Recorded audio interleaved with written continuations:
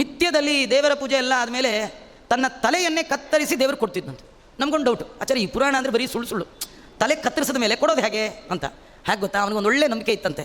ಕೊಟ್ಟುದ ಮರಳಿ ಅರ್ಪಿಸಲು ಅನಂತ ಮಡಿ ಮಾಡಿ ಕೊಡುವ ದೇವ್ರು. ನೋಡಿ, ಸುಮ್ಮನೆ ಲೌಕಿಕ ಉದಾಹರಣೆ ಹೇಳ್ತೀನಿ. ತಿಮ್ಮಪ್ಪಂಗೆ ಹೋಗಿ ಕೂದಲು ಕೊಟ್ಬಿಡ್ತೀನಿ, ನಿಮಗೆ ಬರುತ್ತಾ ಇಲ್ಲ? ಕೊಟ್ಟು ಕೂದಲು ಬಂತಾ ಇಲ್ಲ, ಅಯ್ಯೋ ಕೊಟ್ಬಿಡಲ್ಲ ಆಚಾರ್ಯ, ಹಾಗೇ ಹೋಗ್ಬಿಡ್ತು ಅಂತ ಯಾರಂತಾರ. ಸುಮ್ಮನೆ ನೀವು ಬರೀ ತಲೆ ಮೇಲಿಂದ ಕೊಡ್ತೀರಿ, ಅವನ ತಲೆನೇ ಕೊಡ್ತಿದ್ದ. ನೀವು ಕೊಟ್ಟದ್ದು ದೇವರು ನಿಮಗೆ ಮರಳಿ ಕೊಟ್ಟಿದ್ದಾನಲ್ಲ, ಹಾಗೆ ಅವನ ತಲೆ ಕಟ್ ಮಾಡಿದ್ರೆ ಒಂದು ಕೈಯಲ್ಲಿ ಕತ್ತರಿಸಿ ತಲೆ ಇಲ್ಲಿ ಬರೋಟ್ರಿಗೆ ಇನ್ನೊಂದು ತಲೆ ಬರ್ತಿತ್ತಂತ.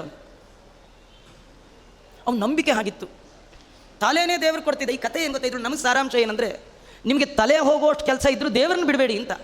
ನಮಗೇನು ತಲೆ ಹೋಗೋಟ್ಟಿರಲ್ಲ. ಎಲ್ಲೋ ಒಂದು 1000 ರೂಪಾಯಿ ಜಾಸ್ತಿ ಸಂಬಳದಲ್ಲಿ ಕೊಡ್ತಾರೆ ಅಂದರೆ ಸ್ನಾನನೇ ಬಿಟ್ಟು ಹೋಗ್ಕೊತೀವಿ ಬಾಸ್ ಮುಂದೆ. ಸರ್ ನೀವು ಬೆಳಗ್ಗೆ 5:15 ಬರೋಕೆ ಹೇಳಿದ್ರೆ ಸ್ನಾನ ಮಾಡ್ತೀನಿ ಸರ್, ಸಾಯಂಕಾಲ ಹೋಗಿ ಮಾಡ್ಕೊಳ್ತೀನಿ. 1,000 2,000 5,000 10,000 ಚೂರು ಹೈಕ್ ಆಗುತ್ತೆ ಸಂಬಳದಲ್ಲಿ ಅಂದರೆ ಸ್ನಾನ ಸಂಧ್ಯಾ ವಂದನೆ ಎಲ್ಲ ಬಿಡಬೇಡಿ.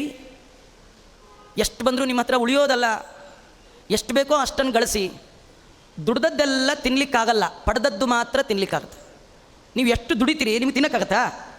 ಇವತ್ತಿರೋದು ಗಂಡ ಹೆಂಡತಿ ಇಬ್ಬರು ಲಕ್ಷ ತರ್ತಾರೆ, ತರೋದು ಮಾತ್ರ ತಿನ್ನೋದು ಮಾತ್ರ ಸಣ್ಣ ಡಬ್ಬಿ, ಅದ್ರೊಳಗೆ ಇಬ್ಬರು ಚೂರು ಕೈಯೆಲ್ಲ ಅದ್ಗಳು ಹಂಗೆ ಇಲ್ಲ. ತರೋದು ಕಮ್ಮಿ ಸಂಬಳ, ಮಠದಲ್ಲಿ ಊಟ ಮಾಡ್ತೀವಿ, ಹಿಂಗೆ ಮಾಡ್ತೀವಿ ನೋಡಿ, ಏನು ಆನಂದ ಆನಂದ ಆನಂದ ಆನಂದ. ಅದು ಬೆರಳು ತಿಂತಾ ಇದ್ರೆ ಖುಷಿ ಖುಷಿ ಖುಷಿ ಆಗ್ತದೆ. ಅಲ್ಲಿ ಗೊಜ್ಜು ಇರಲ್ಲ, ಏನು ಬೆರಳು ಮೆಚ್ಚು ಆನಂದ.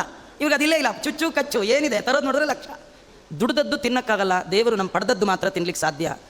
ದೇವರು ಎಷ್ಟು ಕೊಡ್ತಾನೋ ಅಷ್ಟು ಸಂತೋಷ ಪಡೋದನ್ನು ಕಾಣ್ರಿ, ಅಂದರೆ ಮಾತ್ರ ದೇವ್ರ ದಯ ಆಗುತ್ತೆ.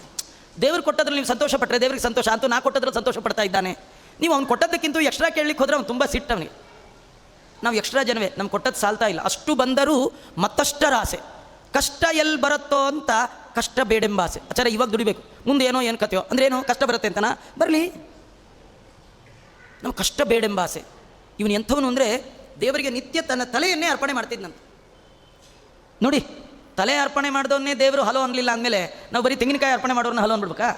ದಿನೋ ದೇವ್ರ ಕಾಯಿ ಹೊಡಿಸ್ತೀನಿ ಆಚಾರ್ಯ, ಒಂದಿನ ಸ್ವಪ್ನದಲ್ಲಿ ಬಂದು ನಾನು ಮಾತಾಡಲಿಲ್ಲ ಅಲ್ರಿ. ತಲೆ ಇಟ್ಟವ್ರನ್ನೇ ಕೇಳೋರ ಗತಿ ಇಲ್ಲ, ಇನ್ನಿನ್ನು ಕಾಯಿ ಇಟ್ಟವ್ರನ್ನ ಯಾರು ಮಾತಾಡಿಸ್ತಾರೆ ರೀ?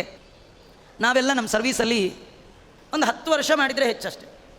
ನೀವು ಮಾಡಲೇಬೇಕು ಅಂತ ಶುರು ಮಾಡಿದ ಮಾರನೇ ದಿವಸವೇ ಏನೋ ಒಂದು ಮೈಲಿಗೆ ಬರುತ್ತೆ, 10 ದಿನ ಪೂಜೆ ಕ್ಯಾನ್ಸಲ್. ಇವನಿಗೆ ಪೂಜೆ ಕ್ಯಾನ್ಸಲ್ ಅನ್ನೋ ಶಬ್ದವೇ ಇಲ್ಲ. ಯಾರು ಸಂಬಂಧಿಕರು ಮೈಲಿಗೆ ಮಾಡಿ ಯಾರ್ದು ಹತ್ರನೇ ಇಟ್ಕೊಂಡಿರಲಿಲ್ಲ. ಇಟ್ಕೊಂಡಿರಲಿಲ್ಲ, ಇವನ ಹತ್ರ ಯಾರೂ ಬರ್ತಿರಲಿಲ್ಲ. 5,000 ವರ್ಷ ದೇವರ ಆರಾಧನೆ ಮಾಡಿದ್ದಾನೆ. ಇವನ ಆರಾಧನೆಗೆ ದೇವರು ಮೆಚ್ಚಿದಂತೆ, ಬಂದಂತೆ, ಪ್ರತ್ಯಕ್ಷ ಆದಂತೆ. ಈ ಕಥೆ ಒಳಗೆ ಏನು ಗೊತ್ತಾ, ದೈತ್ಯರು ಮಾಡುವ ಪೂಜೆಯನ್ನೇ ಸ್ವೀಕಾರ ಮಾಡ್ತಾನೆ ಅಂದಮೇಲೆ ನಿಮ್ಮ ಪೂಜೆ ಯಾಕೆ ಸ್ವೀಕಾರ ಮಾಡೋಲ್ಲ? ತುಂಬ ಜನ ಪೂಜೆ ಮಾಡಲಿಕ್ಕೆ ಡೌಟ್, ಆಚಾರ ನಾವು ಪೂಜೆ ಮಾಡ್ಬೋದಾ, ನಮ್ಗೆ ಮಡಿ ಬರಲ್ಲ, ಮಂತ್ರ ಗೊತ್ತಿಲ್ಲ, ಅವೆಲ್ಲ ಗೊತ್ತಿಲ್ಲ ಅಂತ ದೇವರು.